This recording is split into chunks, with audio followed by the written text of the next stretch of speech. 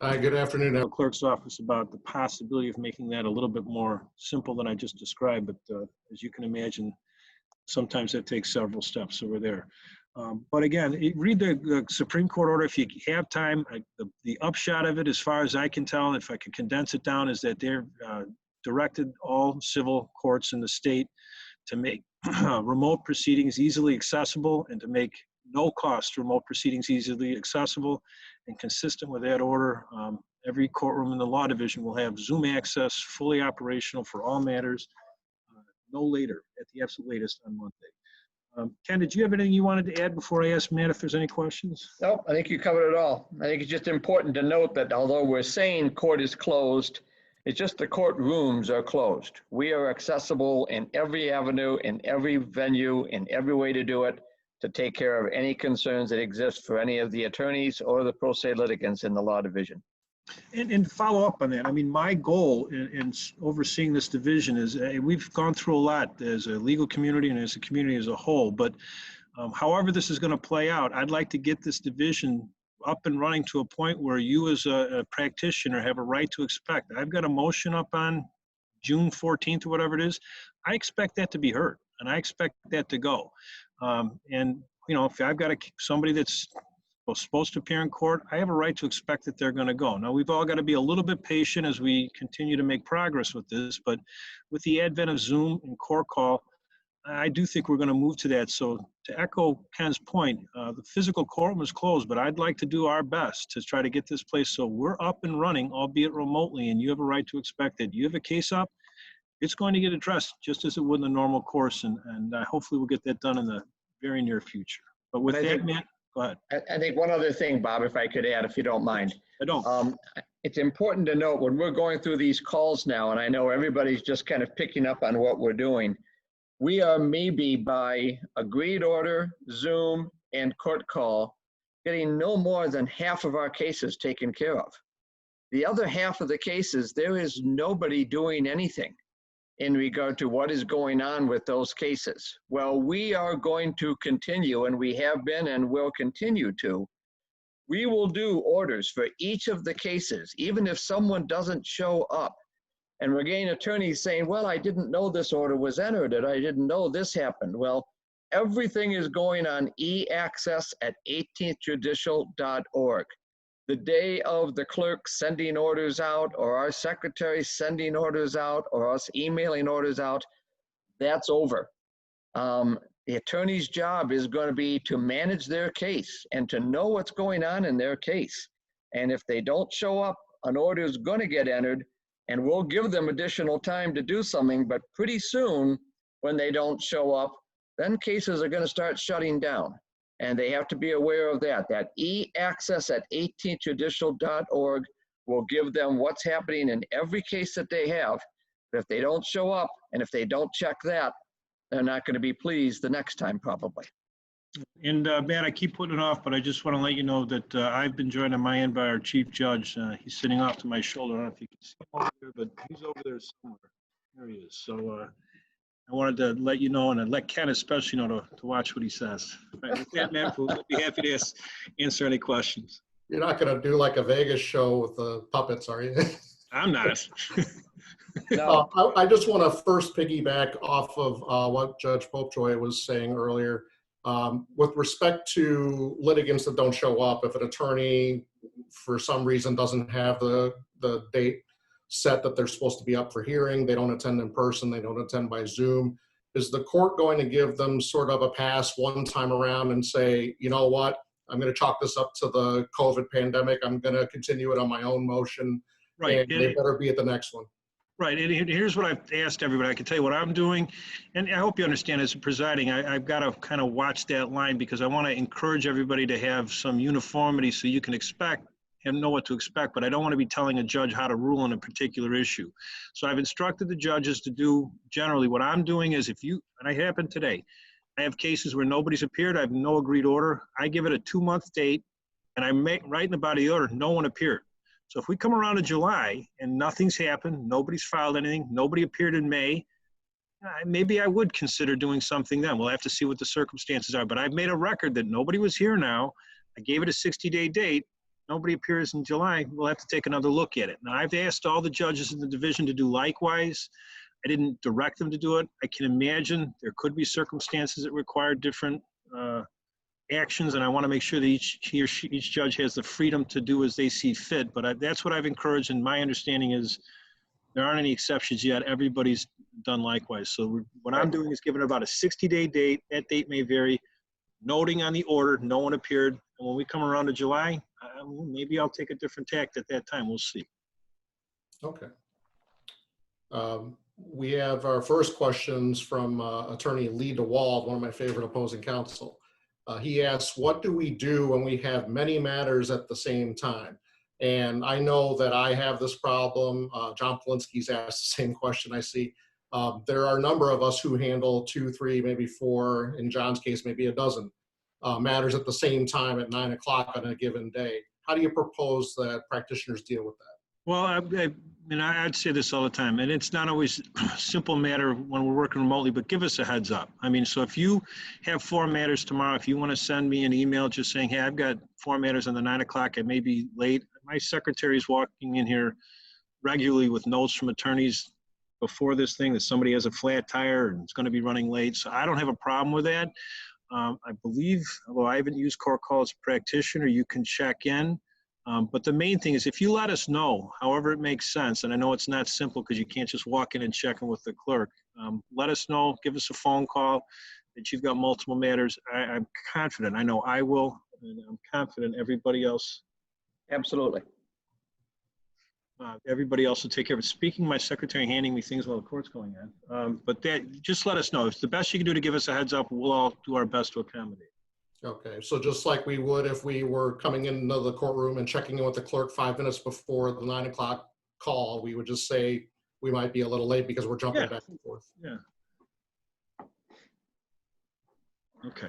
I'm not sure I understand this, but go ahead. All right, man, I'm sorry. I'm just trying to. That's fine. Trying to do 4 things at once. I was going to say, is that late breaking news? Is there something? No, there's nothing. Order just came out? No, I would tell you. It's just we've got a few things we're trying to get straightened out, and I'm sorry.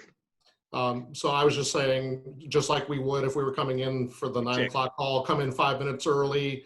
And in our case, though, talk maybe a day before and just let the staff know we're going to be in between court hearings. No, right. And the other thing I would tell you is, and I've talked to the other judges as we're doing this, the problem is with electronic orders, and I never realized how much I appreciated the lawyers drafting the orders, because I'm drafting the orders electronically. I'm trying to go through court call and handle the Zoom matters. Everything takes, I don't want to get carried away, but it takes longer than it used to. So a 9 o'clock call that was a routine call, I could be done at 9:20 and be ready for my 9:30 hearings. I'm telling you, that same call has taken me to about 9:45, 10 o'clock now. So keep that in mind too as you're running around. You have usually have plenty of time, and we're not going anywhere. If you miss something and you need to, just call our office with this current process we're using. I have a standing Zoom meeting from 9 to 5 every day. And if you ran late or whatever, you needed to get on the record, call my office if it's appropriate. We'll go on the record and accommodate that. But let us know. Heads up is the biggest thing, is if you just let us know, we'll accommodate. Okay. This is a question from an anonymous attendee. For attorneys that are attending a court date by Zoom, how do you want orders submitted? Now, I think I know the answer to that. I think all the law division judges are outfitted now for electronic orders. Is that right? They are. Again, this is something that each judge will have the ability to do as they see fit. But I'll tell you, for me, I'm drafting all the orders with some exceptions. When I do a contested hearing, if it may be a bit of a lengthy order, there have been times when I've asked the prevailing party to draft an order. What I've done is told them to submit it to the other side by a certain time and then get it to me for entry. And if you can't agree on the order reflects my ruling, I'll draft it myself, but usually that isn't a problem. So with a status matter, I'm doing it myself. With a contested matter, sometimes I do it myself. Sometimes I ask the attorneys to do it. And I think that's generally how attorneys doing it, or the judges are doing it. Ken, do you have a different approach? No, for everyone that has appeared either by Zoom or by court call, at the end, I've advised them that I'm going to do the order for it. I summarize what's going to be placed in the order, and I advise them that they'll be able to access this through e-access at 18thjudicial.org. So I'm drafting the bulk of the orders for all morning. And I'll just throw this out there also for the attorneys who practice in litigation in the law division in DuPage. If you want to work out something with the opposing attorney, I don't know how many of you know about this feature, but not only can you save a draft order as incomplete and then send it later to a judge, you can actually do a print preview and it'll upload as a PDF draft. And that's usually what I send to the opposing attorney. So I'll hit print preview, I'll save that file to a drafts folder and send it out to the opposing attorney. And if they say the language is good, then I go back into e-access and hit send. If it's not good, I can go in there and edit the order under the saving complete button. I'll go back into the order, edit it, and then send it out with the revisions made, whatever the opposing attorney will agree to. So that's a easy way to go about preparing the order, sending it to the opposing attorney, coming back to it, and then sending it. You can warehouse as many draft orders as you have for all of your cases and then go back to them later. So that's just a tip that I'll throw out there. That's how I do all of my agreed orders these days. Is the court going to conduct hearing on all motions? Kane County judges are reviewing motions and briefs and then scheduling a hearing via Zoom only if the court deems it necessary. Is DuPage looking at conducting business the same way? Our current administrative order emphasizes that the decision to grant oral argument currently is in the sole discretion of the court. At this point in time, I can speak for myself, is I'd be inclined to grant oral argument with my getting familiar with Zoom. I've done, I don't know, 15, 20 arguments, oral arguments via Zoom. I don't really see it as a problem. I was a little leery before I started, but I'm ready to do it just as it was normal progress. The only thing I would tell you is that actually Ken and I were talking about this from our last meeting, getting ready to come up here, is I may have to change the times because I'm not doing my status call in a half an hour anymore. But we currently have in the order that it's up to the discretion of the judge. That's how we've been practicing. I guess we're going to review that because we've got to revise the administrative order within the next couple of days, the next one that'll go into place. I'd like to get input from the other judges, but I would consider just saying, you know, we're going to be ready to go to hearing on anything as we would in the normal course before this pandemic started. Ken, do you have any different thoughts on that? No, prior to May 18th, I probably ruled on 25 contested hearings, and I gave the attorneys the option of I can either rule on the pleadings alone, or if they wish oral argument, we could do a Zoom hearing. And of those 25 or 26, there were 2 requests for Zooms. Everyone else said go ahead and rule on the pleadings themselves. I continue to do the same thing now. I will give people an option. If they agree to have it by the pleadings alone, it'll be fine. If not, we can set up a Zoom hearing and accommodate everybody if they want oral argument. Does that answer your question, Matt? I think so. Yeah, we'll take a look at it, but again, the big thing I'd like to strive towards is that the current process for the next couple months resembles as closely as possible the way the process was before. And so if you walk in here and you're expecting an oral argument, I'd like to make sure that every judge in the division says you're entitled to an oral argument, and it'll be by Zoom, but we'll be happy to do it. That's the goal. Okay. And as we talked about the last Q&A session that we had before, all of the hearings for oral argument, whether they be Zoom or at the courthouse, they're all recorded. And Yes. that's how the official court reporter makes the transcript or the report of proceedings if it's ever needed. Right. It's there's a couple steps that we have to take. I won't bore you with, but it is one thing that is in the administrative order. I don't recall if it's in the Supreme Court's order, but obviously we were recorded on this end, and any other recording would be prohibited. Okay. Harry Dubnik writes, will you accept agreed orders for matters that are not on the call? For instance, if we get a case that settles that just got a July date, is there a process for submitting an agreed order?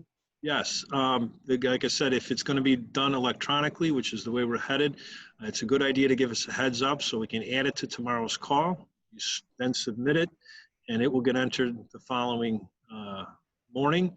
If you submit it with an attachment, it gets a little bit more cumbersome, but we will consider that. The only other thing is if you have that date, and it's one of the things I've asked the secretaries to kind of cut back on. They've been very good for years. When we get an agreed order, they check to see if there's future dates that need to be struck. They check to make sure the case number matches what it should match. And you'd be surprised how many times we get corrections to these agreed orders. I've told them to stop doing that. So if you're going to do it, the other thing is just take a second and make sure it's in proper form. And if there's any future dates, the order includes striking those dates. But the answer to your question is, of course, we'd take that order. But again, I can't emphasize it enough. If it's going to be electronic, give us a heads up so we can add it to tomorrow's call. Okay. Lee DeWald has another question. He says, you mentioned that all courtrooms will have Zoom ID soon. So will we not have to let the court know 7 days in advance that we want to utilize Zoom for a hearing, or is that still going to be the case that we have to notify the court? For status, you do not. If you want to have an oral argument, the current administrative order says you got to give us that 7 days heads up. I have weekly division meetings. As many of you know, Judge French is not in the courthouse right now. She's working from home. So I want to, before I make a determination that we're going to do away with that 7-day requirement, I want to make sure I've had a chance to give everybody a chance to have their say. But I think there's a likelihood that that will not be included in the next administrative order. For status hearings, you do not have to give a 7-day advance notice. As soon as you get that judge's ID, I want everybody to be able to approach that court on a status call like they would in the ordinary course. Okay. Diana Perez asks, are these procedures that we're discussing for law division only, or will it include other divisions like small claims? Small claims is part of the law division, so the answer to that is it's covered by this.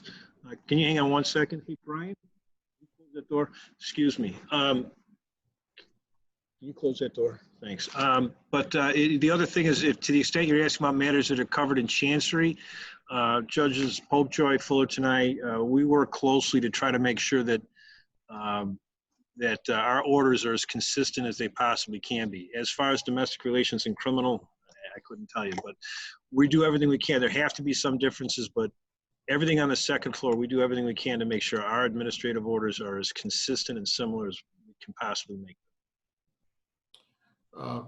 This is another question that was submitted anonymously, and I sort of had the same issue myself. The question is, do agreed orders have to be submitted in advance through e-access, or can they be emailed directly to the judges? I had one judge in law division say, go ahead and email it directly to me. I had another judge that said, I'll see it when it pops up in e-access, so I'll go pull it there. Which is the preference for the court? Well, I mean, either one of them is fine, and I'd be happy to. You shouldn't have been told that. It gets a little confusing because we're starting up with electronic orders for some of these judges. I don't know how familiar they are. Either one of them is fine. The only thing I'm going to tell you is it probably would be best to use electronic orders. There's going to come a time when I expect we're going to be going to electronic orders exclusively, as I understand they do in Chancery. But the procedures, and I know it's confusing, I'm working with the clerk's office to try to cut this out. But the thing, again, I keep saying it is, if you're going to do an agreed order electronically, if it's not on the call tomorrow, it's not going to get processed. You have to let our assistants know. We'll put it on the call, and then you can submit that order. It'll get entered. If you want to attach it the old-fashioned way, that's perfectly fine as well. And again, I know some of this is confusing and some of it's frustrating. Believe me, I've been dealing with the clerk's office trying to make some changes, and it's not as simple as you might think. So either one of them is fine. And again, if you find that there's some frustration where Judge A is doing something and Judge Z is doing something completely different, you're not going to get any hot water. Let me know. We're trying to coordinate, and everybody's doing things that are new from our end. So if there's some things that we need to iron out, just please send me an email, and I'm not going to tell you what I'll do, but I will certainly take a hard look at it, because we do want to make this as user-friendly as we possibly can. Did you have anything else, Ken, on that? No, sounds good. Okay. Here's a question from Jennifer Friedman. Will DuPage allow the attorneys to enter an agreed briefing schedule on a motion to obviate the need for a presentment hearing? I've done that already. I think the answer is yes. If you're in agreement, you can submit a briefing schedule at a future date through a proposed order to the court by e-access. Is that right? Yes. And the current administrative order, I have it in front of me, but I'm not going to waste your time pulling it out. I can if you need to, but I think it calls for just that, is that we encourage the attorneys to get an agreed briefing schedule. And I suppose there's an instance where you can't, but get an agreed briefing schedule. And then the administrative order, and I would be inclined to keep this, calls upon you to get a status date after that, at which time we'll set a hearing date.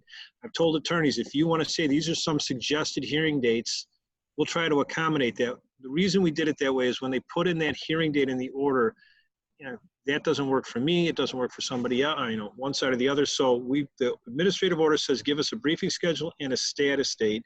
And if you want to submit and go, Judge, we've talked to opposing counsel, here's 4 suggested hearing dates. Let us know if any of those work. We'll try to squeeze it into one of those. It's just not having everybody here to have their calendars in front of them and have a live discussion. Scheduling gets a little bit trickier, but that's what the current administrative order says. Get an agreed schedule, include a status date for setting. And I think it'd continue that way. But again, let us know if you have hearing dates you'd like.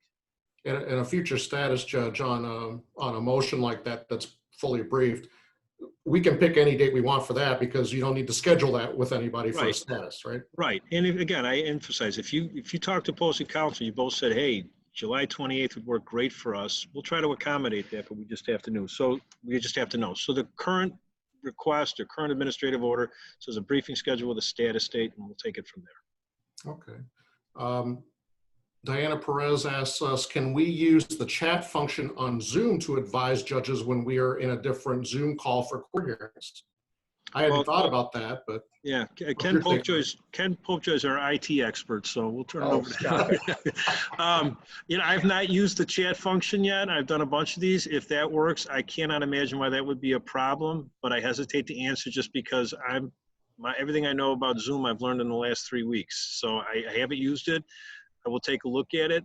I don't know why that would be a problem, but I just don't know enough yet to give you a clear answer. I'm sorry. Okay. But that is an interesting use of that feature, because you could just tell the court, I'm in courtroom 2007, and I'll chat back when I return, and then the attorney could write in the chat bar, okay, I'm back. I can have my case recalled or whatever. Yeah, as long as it stays up there, because if it goes away, and again, I don't mean to be displaying my ignorance of Zoom.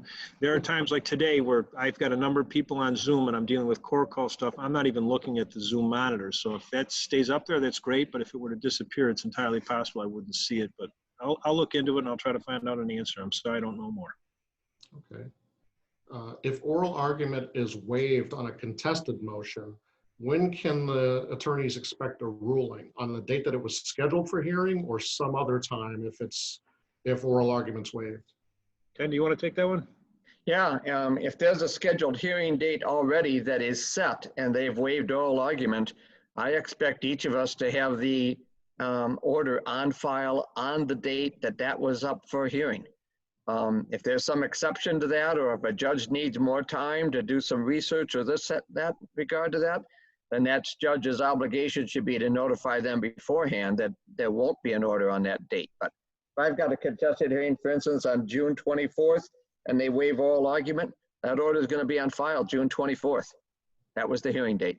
That would be my expectation as well. If it's not going to be issued on the date of the hearing, I expect the judge to notify the parties of the delay and the reasons for it. Okay. If there is a case management conference, and just picking a random date of June 3rd, will there be an invitation for Zoom that goes out, or should the litigants submit an agreed order? I mean, what's the preference for the court in terms of how we handle hearings down the road that, maybe at the courthouse and maybe by Zoom? Right. Will the court send out an invitation? Do we have to set it up first? Well, if it's a 9 o'clock, and I can tell you this is division-wide, and I want to make sure I'm not stepping on any judge's personal preferences, but division-wide, if it's a 9 o'clock, my assistant has my invitation. She can send it on an email in a second. I have a standing Zoom order. It's going to go up on the court's website. I'm told there's a COVID-19 portion of that website, but every judge's standing invite is going to be on there no later than Monday. So if you've got a case in front of Judge X, you just find that judge's invite, make sure opposing counsel has it. You don't need to schedule. If it's a 9 o'clock status, you don't need to schedule it. You don't need to tell anybody. Just click on there and do it as if you were walking into his or her courtroom. If it's something more than that, if it's a hearing, that might be a little bit of a different matter. We've talked about that a little bit, but you don't need to schedule it. If you want to submit an agreed order, that you're always welcome. But if you want to appear via Zoom, that's always very much encouraged. And effective Monday, you should just be able to find that judge's invite. If you can't, send an email over here. We'll get it to you and approach at 9 o'clock like you would in the ordinary course. Okay. Now, you did reference, Matt. Matt, you did say, do we prefer a Zoom hearing or do we prefer an agreed order? I think we'll take either one, but understand with this process of we have a set of agreed orders that are coming in, and then we have participants using court call, and then we have participants using Zoom. We've got to walk through this relatively step by step. So like we may take the court call people first, then we take the Zoom people next. So you're going to be sitting around a little longer than you might otherwise if you're waiting for one of those online avenues versus agreed orders. You're not sitting around waiting for it to be done. So yeah, that's so the other. far I've had great luck getting agreed orders from opposing attorneys because I think they know that's the fastest way to get to where you want to go. So hopefully there'll be more agreed orders than anything else. Okay. One question that came in is, will judges post their vacation schedules somewhere so we know what status dates to avoid? I know in federal court, the judges say when they're not sitting, they don't say they're on vacation, but they say, we're not sitting on these dates. Is the 18th Judicial Circuit going to look at something like that? Well, with respect to having the status calls, if a judge is planning on taking vacation or will not be sitting, however you want to say it, we've instructed him or her to try to cap their amount of status calls for those kinds of times. We'll have another judge hear their status calls, so you don't need to avoid it. If they're scheduling a hearing, I would fully expect, except in the extraordinary case, that a judge wouldn't be setting a contested hearing when they know they're going to be on vacation. So that's not going to happen. So I don't think you should really need to worry about it. The judge should take care of contested hearings at the time of scheduling that hearing. And if a conflict or vacation arises, that judge should notify the parties that needs to get rescheduled. But in terms of the status, it should not be a problem. We should be able to take care of it on our end. And if there's 20 cases on Judge Popejoy's status call and he's on vacation, I'd hear that status call. And I'd be in big trouble if there were 20 cases on the call and I was on vacation. 25, yes, 20, no. Are the Zoom hearings monitored by the court's individual courtroom clerks so that that person could monitor attorneys coming in and out if they did decide to use the chat feature to indicate when they're quote in court or out of the courtroom? No, we don't have that ability right now. It's just the judges? It's just the judges. We're talking about trying to get equipment in here. I'm told it's in here, and I won't bore you with everything else, but right now, that's just not possible. I could bore you with all the hardware requests that are in place and getting things up and running, but frankly, that hasn't even been discussed yet. It would be convenient, but frankly, it's just a little down on the list. The judges are just going to have to do their best to monitor that. Okay. If we send an email to a particular judge's email address, does that email go to the first floor, or does it actually go to the judge's clerk in the courtroom, or does it actually go to the judge himself or herself? The public email address for the judge will go to the judge's administrative assistant, and that administrative assistant will decide what needs to get to the judge. Does that answer? You cut out a little bit, but does that answer the question, Matt? Yeah, and I had the situation come up too, where I sent an email to Judge French at her email address, and it actually went to her assistant, who then forwarded the email to Judge French, and then Judge French wrote back to me. Right. So I think the clerk or the assistant is the gatekeeper, and things that require a response from the judge, that assistant will then reach out to the judge for some sort of answer. That's how it's supposed to work. Right now, the administrative assistants are just absolutely, I mean, I'm not kidding, they're absolutely swamped. So we're doing our best to make sure that they get to the judges promptly, but that's the design, is that they're the gatekeeper, and the things they can address, they address. The things that require the judge's attention, they forward on. Yeah, I can only speak for about Deb Wiseman, but she's been fantastic. She fields all kinds of questions. She helps out with a lot of the procedural stuff behind the scenes. And I know they're working hard, even though they're at home. They're probably working harder than they would be at the courthouse. All things they're here. Normal. They've been back for the last 3 weeks. They're back now. And I'm telling you this too. Just again, everybody's, I know, generally proud of their staff. These women here have been working after hours without telling anybody, just to make sure the work is getting done. They're here, they're working terribly hard. And again, I can't say this enough. I know by and large, the Bar Association has been very kind and courteous to them, and it's noted and greatly appreciated by me and all of my colleagues because they do work hard. And frankly, the staff we have now, they seem, to my way of thinking, they seem to genuinely care about doing a good job and getting it done. So I want to say thank you to everybody for your courtesy in dealing with our staff. Yeah. All right, we have a couple more questions left. One question from Brad Alexander. If an agreed continuance order is submitted, is there any need to also attend the status hearing via Zoom, or will the order be entered automatically? There's no need to attend via Zoom, assuming we get it. And that's the one thing, I know I sound like a broken record, but I'm terrified of this. If you send an order in for next week and don't tell us, we're never going to see it. I know it runs against the grain for me. That it shouldn't be that way. But that's the deal right now, unless and until I'm able to get this changed. So if you tell us you've got an agreed order, we enter the agreed order, there is no need to attend via Zoom or court call.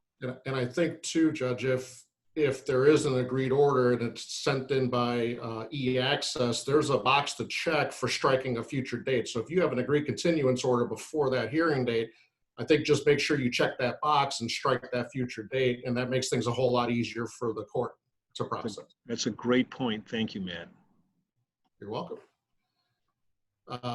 You mentioned that judges are preparing the orders. However, is that going to apply with larger calls in SR and SC also? Are those judges going to be entering the orders, or should the attorney still submit them on e-access? You know, if you could submit them on e-access and the judge is aware that they're submitted, like they're submitted today, they'll show up tomorrow, and make sure the judge is aware. That's always fine. But in terms of whether they're going to do them themselves, I got to be candid with you. I have not had a chance to talk to the small claims or the ARB judges as to how they're doing that. I will find out, and I'm sorry about this. It's just something I haven't had the time to ask them. We've been doing our full calls starting yesterday, so I'll look into that, but I don't want to give you inaccurate information. I just don't know at this point. I'm sorry. Do you have any information about that, Ken?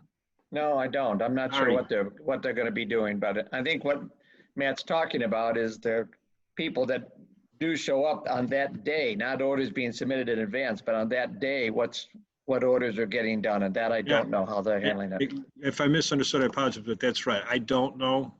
My guess is it's probably going to be a hybrid. They'll do some, and they have to ask the attorneys to help out with some, but I'll let you know as soon as I can find out. Yeah. Okay.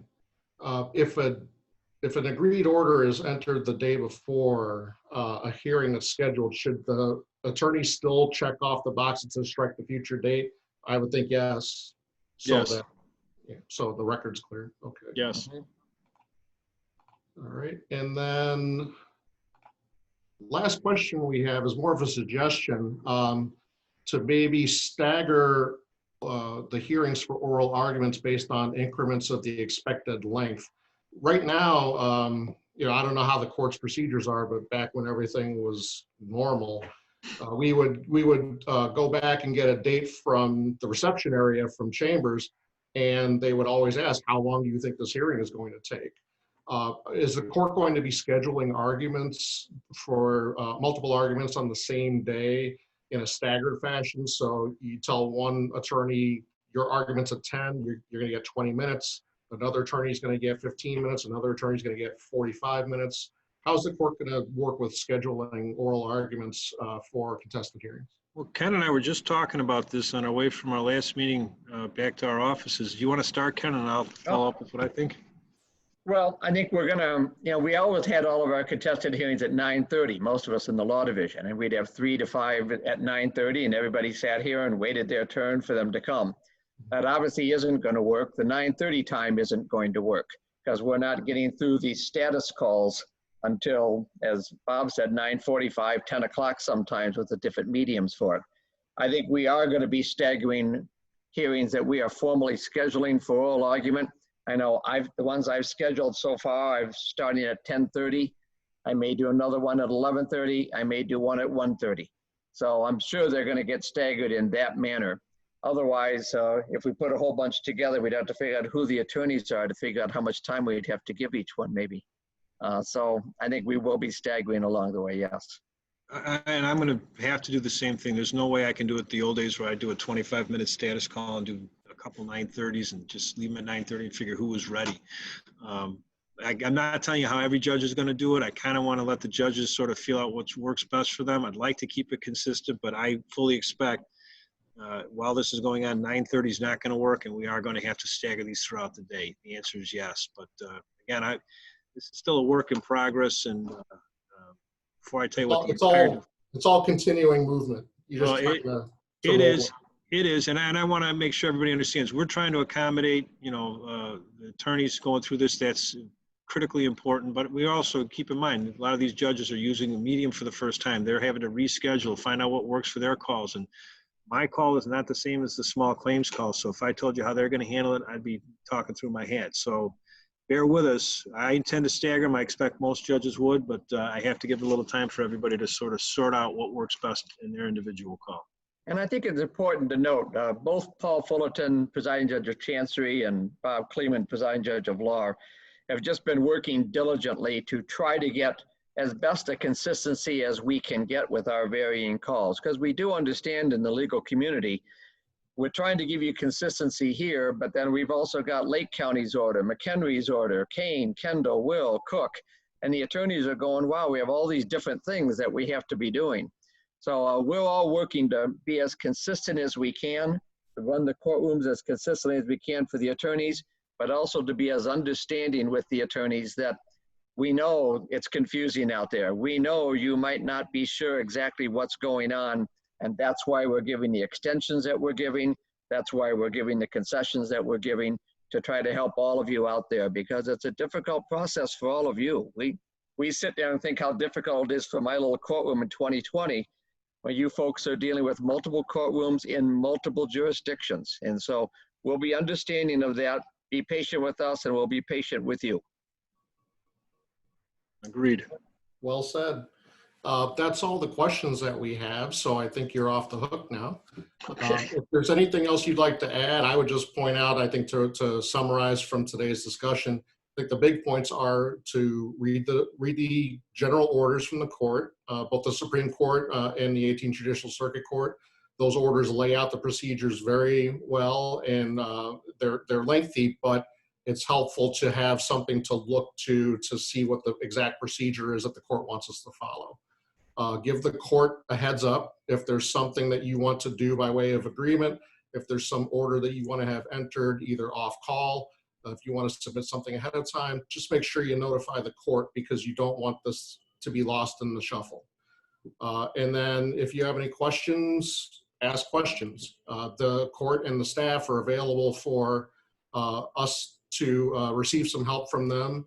You may get the answer to look at the orders that were previously entered, the general administrative orders, but at least they may give you some direction. I was told at one point, look at this specific section of the general administrative order, and I thought, oh, okay, I didn't notice that before, but I must have read too fast. So they're there to help you and answer some questions. You got to be patient, though, because you got to understand that they're dealing with a high volume of people, too, in terms of callers, emailers, more than they ever have. So to give them a little bit of leeway is recommended. And then finally, in terms of how the court wants things to be submitted, as long as you get it to the court and let them know what's coming or what's been sent, I think that it's helpful for everybody on the court's end to process all of the paperwork, to just keep them apprised of what you're doing, and don't just think that because you sent something, it's going to automatically be picked up by either the judge's assistant, somebody else in chambers. Don't just assume that it's going to be automatically entered if it's an agreed order. Take the steps to make sure that it's being submitted the right way, and then it's going to be entered and somebody knows about it on the other end. That last point I don't think can be stressed enough. I mean, I agree with everything you just said, Matt. We're here to try to help. Nobody's trying to make things difficult. And you have to understand we're trying to figure out how to run this division remotely, and we're making progress, but things are going to change, and there's things that we're going to have to revise because it didn't work out the way we'd hope. Hopefully that's winding down a little bit, but I can't stress that last point enough. Check your e-access. Ken made reference to this before. If you've got a case, you don't have any notice, check e-access, see what's going on. And I'll be honest with you, I'm doing the orders today. I don't think it's going to surprise anybody who knows me. There were 2 times today I entered an order on the wrong case. I had to go back and fix it because I hit the wrong button on my laptop here. It's perfectly possible that I've entered the wrong date or whatever. So check and make sure the order says what it should have said. Make sure an order got entered. Make sure your agreed order got to where it was supposed to go. I can't stress that enough. We're doing the best here, but it's just a fact of life that a couple things are inevitably going to fall through the cracks. Don't let it be you. Double check if you would. You have anything else, Ken? Nope, that sounds good. All right. Well, thank you so much for your time. Judge Bob Kleeman, presiding judge of Law Division, and Judge Ken Popejoy. We appreciate all the efforts that the court continues to make to inform our members of how to conduct business in the new era. So thank you so much for your time. Thank you for your insight, and we appreciate the opportunity to hear from you today. It's our pleasure. Thank you, Matt. And I wanted to say thanks to the Bar Association and all the members of the bar for your cooperation. This is, it really has been gratifying to see everybody get through this difficult time. So thank you all very much. All right. Thank you. Okay.